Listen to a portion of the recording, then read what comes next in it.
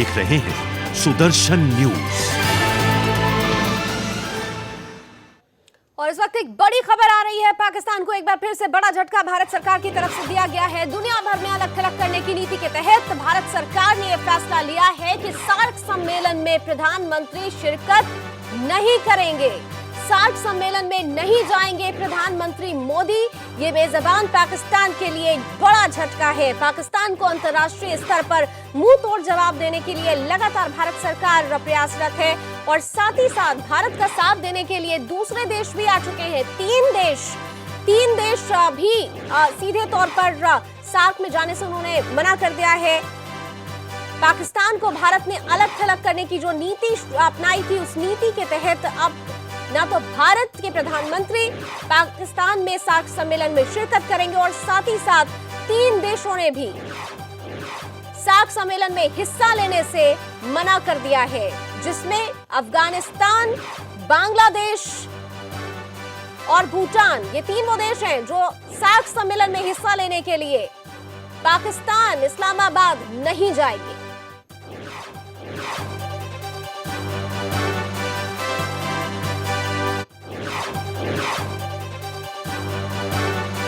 सीधे रुक करते हैं न्यूज रूम का। मेरे सहयोगी गौरव मिश्रा इस वक्त जुड़ रहे हैं। गौरव, सीधे तौर पर भारत की तरफ से पाकिस्तान को अलग थलग करने की जो नीति अपनाई गई है, उस नीति के तहत पाकिस्तान के लिए ये एक बड़ा झटका है।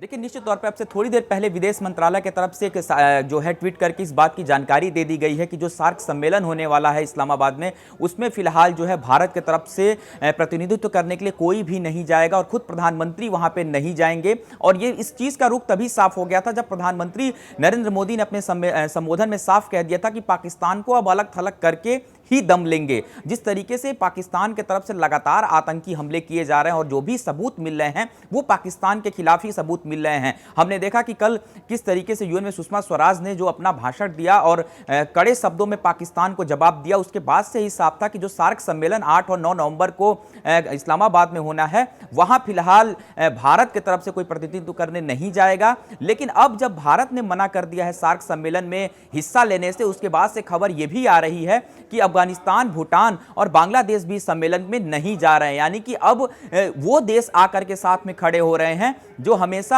भारत के साथ आतंक के मुद्दे पे साथ रहे हैं। और जिस तरीके की स्थितियां हुई हैं कि अचानक से भारत की तरफ से सार्क सम्मेलन में जाने को मना कर दिया गया, इससे कहीं ना कहीं पाकिस्तान के ऊपर एक अंतरराष्ट्रीय दबाव अब पड़ेगा और पाकिस्तान खुद अलग थलग होता नजर आएगा। लावनी, आपको याद होगा लावनी, अगर उरी हमले की बात को हम दूर छोड़ दें, पठानकोट हमले की बात करें, जब पठानकोट का हमला हुआ था उसके तुरंत बाद जो है तमाम वित्त मंत्रियों की एक बैठक रखी गई थी इस्लामाबाद में। वहां पर हमारे वित्त मंत्री अरुण जेटली गए थे और गृह मंत्री राजनाथ सिंह गए थे उस दौरान जब सम्मेलन हुआ था। तो वहां पर काफी हुआ था, वो भी जग जाहिर है, वो व्यवहार जग जाहिर था और उस व्यवहार के बाद भी प्रधानमंत्री नरेंद्र मोदी ने सार्क जाने का मन बना रखा था। लेकिन उरी हमले में जो शहीद हुए जवान हैं, उनकी शहादत को इस बार कोई भी बर्बाद नहीं होने देना चाहता है।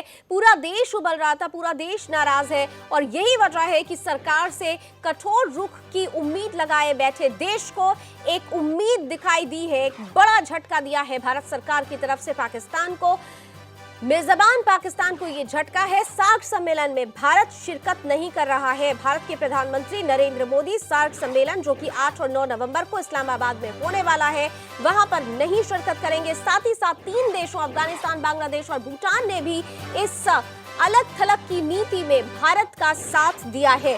गौरव, एक बात तो साफ क्लियर हो चुकी है कि अंतर्राष्ट्रीय मंच पर लगातार भारत अब पाकिस्तान को अलग थलग करने के लिए तमाम वो नीतियां अपनाएगा, तमाम वो कदम उठाएगा जिससे पाकिस्तान की पेशानी पर बल पड़े। क्या अभी कोई ऐसा अपडेट आ रहा है इस अनाउंसमेंट के बाद पाकिस्तान की तरफ से कोई प्रतिक्रिया?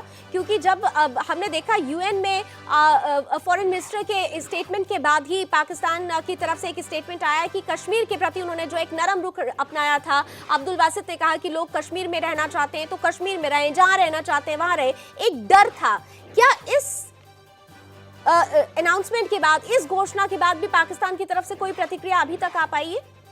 देखिए फिलहाल अभी पाक के तरफ से कोई प्रतिक्रिया नहीं आई है लावनी, लेकिन एक सवाल जरूर है कि जिस तरीके से भारत ने सार्क सम्मेलन में जाने से मना कर दिया, प्रधानमंत्री खुद नहीं जाएंगे, तो ऐसे में साफ है कि अब एक जो अंतर्राष्ट्रीय प्रेशर है वो पाकिस्तान के ऊपर बिल्डअप हुआ है, तो पाकिस्तान की तरफ से भी निश्चित तौर पर प्रतिक्रिया आएगी, क्योंकि जिस तरीके से सिंधु नदी को लेकर के भारत एक अलग दबाव बना रहा है कि पाकिस्तान को पानी भारत की तरफ से बंद किया जाएगा, वो एक दबाव भारत जो है पाकिस्तान के ऊपर बिल्डअप कर रहा है। दूसरा, सार्क सम्मेलन जो 8 और 9 नवंबर को इस्लामाबाद में हो रहा है, वहां पर भारत नहीं जा रहा है, और भारत नहीं जा रहा है उसके साथ साथ में जो 3 और देश हैं, अफगानिस्तान, भूटान, बांग्लादेश, वो भी नहीं जा रहे हैं। तो ऐसे में कड़ा मैसेज पाकिस्तान को जरूर जो है वो मिला है कि अब जो सार्क सम्मेलन होने वाली है उसमें भारत अगर शिरकत नहीं कर रहा तो 3 और देश उसके साथ खड़े हैं। हमारे सूत्र ये भी बता रहे हैं कि अगर इस सार्क सम्मेलन में जो 3 देश निकल के आ रहे हैं कि वो भी इसमें हिस्सा नहीं लेंगे, हो सकता है कि एक दो देश और भी हों जो भारत के साथ आके खड़े हों, क्योंकि उरी हमले के बाद से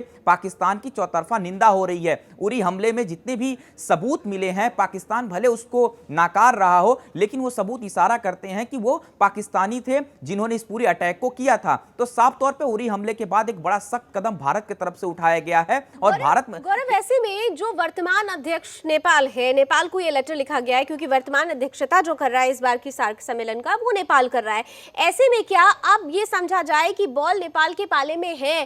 क्या सार्क सम्मेलन की जो जगह है पाकिस्तान से बदल कर कोई और देश रखा जा सकता है? बिकॉज 3 देश पहले ही भारत के साथ खड़े हैं, और जैसा अभी आप बता रहे हैं सूत्रों के हवाले से खबर है कि और भी देश इसके साथ खड़े हो सकते हैं, भारत के साथ खड़े हो सकते हैं। तो क्या नेपाल अगले सार्क सम्मेलन की जगह को बदल सकता है? कैसी कोई सूचना?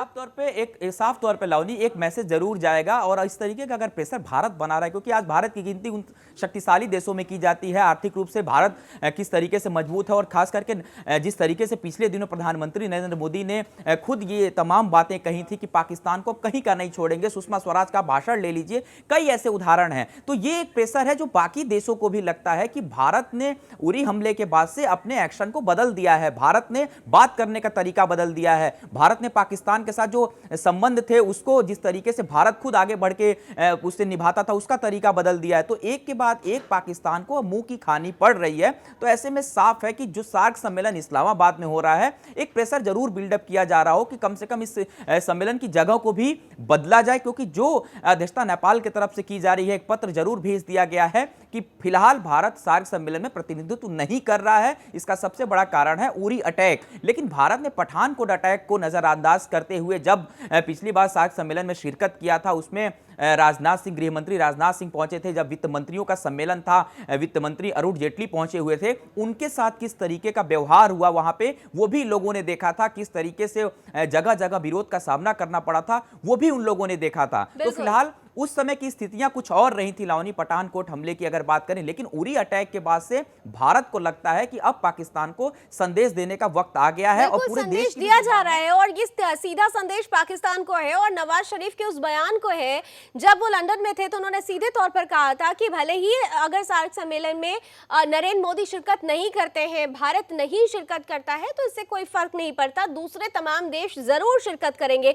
लेकिन एक बड़ा झटका देते हुए पाकिस्तान को 3 बड़े देश बांग्लादेश, भूटान और अफगानिस्तान सार्क सम्मेलन में शिरकत नहीं कर रहे हैं। भारत की पाकिस्तान को अलग थलग करने की नीति के तहत वो भारत के साथ खड़े हैं, क्योंकि सभी देश ये समझ रहे हैं आतंकवाद को पालता पोसता पाकिस्तान है, और पाकिस्तान को सबक सिखाने का यही एक तरीका हो सकता है। बहुत बहुत शुक्रिया गौरव हमारे साथ जुड़ने के लिए, अपडेट देने के लिए। और चलिए इसी के साथ एक छोटा सा ब्रेक लेते हैं। ब्रेक के उस पार कुछ और खास खबरें मेरे सहयोगी शशि तुषार शर्मा के साथ।